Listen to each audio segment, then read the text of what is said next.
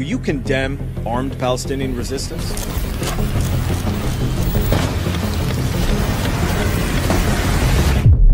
It's a tricky question, and the answer is, wait, before I answer that, let's talk some history. First up, the story of America's first terrorist, John Brown, a devout and fierce abolitionist. John Brown wreaked havoc in the pre-Civil War American South. In 1859, Brown and 18 men seized a U.S. military arsenal at Harper's Ferry in Virginia with the intent to disperse the weapons to black men with the hopes of waging a guerrilla war against the institution of slavery in America. During his attack, Brown and his men killed several people. His uprising was short-lived, however, as he was shortly captured, tried, and sentenced to death.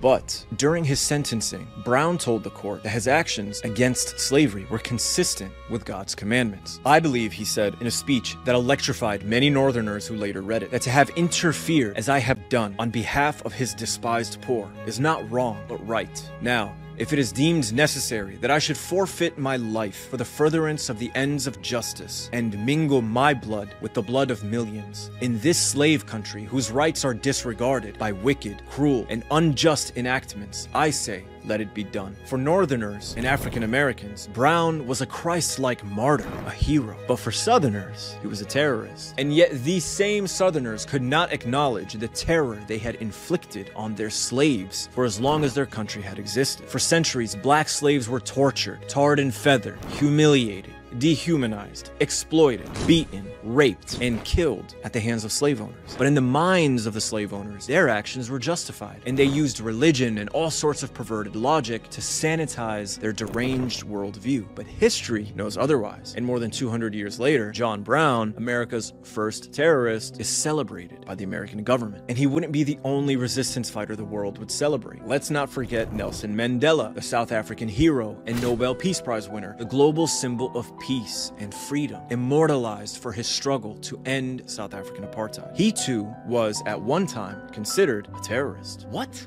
Why? As part of the African National Congress, Mandela resisted South African apartheid peacefully through nonviolent protests, strikes, and boycotts. But in 1960, South African police murdered 69 protesters and declared the ANC illegal. Left with no other options and forced underground, Mandela and the ANC had no choice but to resort to armed resistance in order to achieve their liberation. Nelson Mandela even received guerrilla military training in other African nations. His armed resistance was deemed to be terrorism, not just by the Boers in South Africa, but also by the United States. Defending the shift in strategy as a last resort, Mandela said in one of his interviews from prison, the armed struggle with the authorities was forced on us by the government. But apartheid eventually collapsed, and after 27 years in prison after being captured, Mandela was freed, and he went on to become president of South Africa. Yet the US still kept him and the ANC on the terror watch list until 2008. But to the US's credit, they have supported their fair share of resistance fighters. Take the Mujahideen in Afghanistan, who resisted the USSR's invasion in the 1980s. The US funded and trained them in Afghanistan. In fact, the US Mujahideen were so beloved by the US that Hollywood romanticized them in the movie Rambo 3. Of course, the Soviets definitely saw them as terrorists. The story of powerful oppressors vilifying resistance movements is a story as old as history itself. Oppressors only come into power through violence and the use of force. And to protect their positions of power,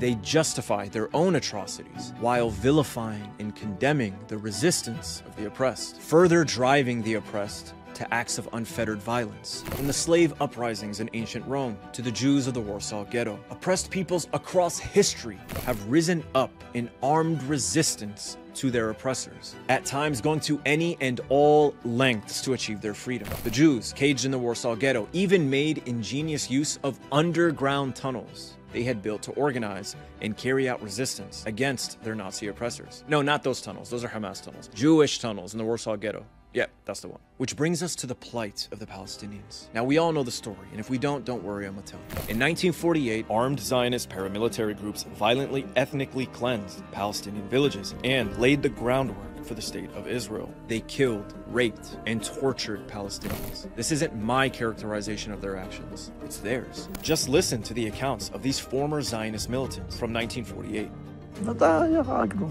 הרגנו בהם בלי נקיפת מצפון.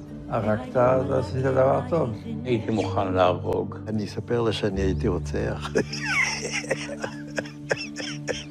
עד היום לא כשהיית אקדח, אתה הרג את כולם. יאללה, רפו אותם כמו פרות, חליהם. בזמן קרב, אם מישהו הרים ידיים, משהו כזה, לא לקחתי שבויים. כמה אתה חושב אנשים הרגת ככה? לא ספרתי. אני לא יכול לדעת בחיי. הוא תפס אישה, חתיכה צעירה, נכנס לבית אחד, הכין חדר מיטות, עם מיטה, ורצה לזיין אותה. הילדה חזרה סמרטוטיה. אחד אנס שם איזה ילדה בת 16, משהו כזה. אתה מבין? אבל זה מכוער מאוד. היה לנו בחור אחד, הוא נפטר, הוא היה פרא אדם. הוא לקח פשוט מאוד ורצח אותם בתוך המכלאות. חוטי ברזל כאלה, עגולים כאלה, אספו כל הגברים. הם יושבים שם, כולם, על הרצפה. ובא מישהו ולוקח תת מקלע ומתחיל זה, מחליף מחסנית, שלקחו את הלוויורים ורדפו אחרי חבר'ה ושרפו אותם. זה היה משהו זוועתי, וזה אסור לספר, אני לא אדבר על זה. מלחמה זה מלחמה.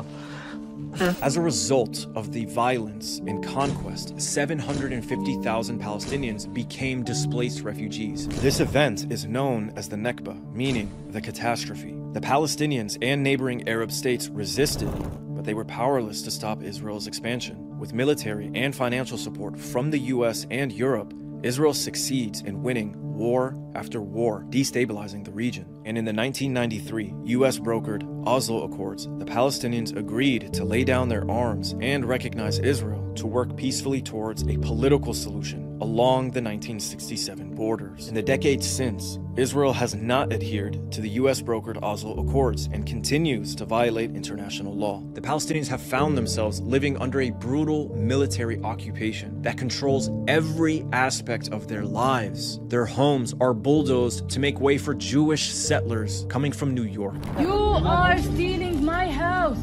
And if I don't steal it, someone else is gonna steal it. No one is allowed to steal it, ya ammi. Their children are kidnapped and held as hostages in Israeli military prisons, sometimes for years without charge. Their land and their lives are stolen constantly by this racist and dehumanizing system of apartheid and occupation. Palestinians have resisted this brutal occupation. They've resisted it peacefully and diplomatically. The Palestinians have exhausted every option, trying over and over in peace negotiations with the Israelis, but to no avail. Sound familiar? It's no wonder Nelson Mandela and the ANC were and are staunch supporters of the Palestinian movement. We identify with the PLO because just like ourselves, they are fighting for the right of self-determination.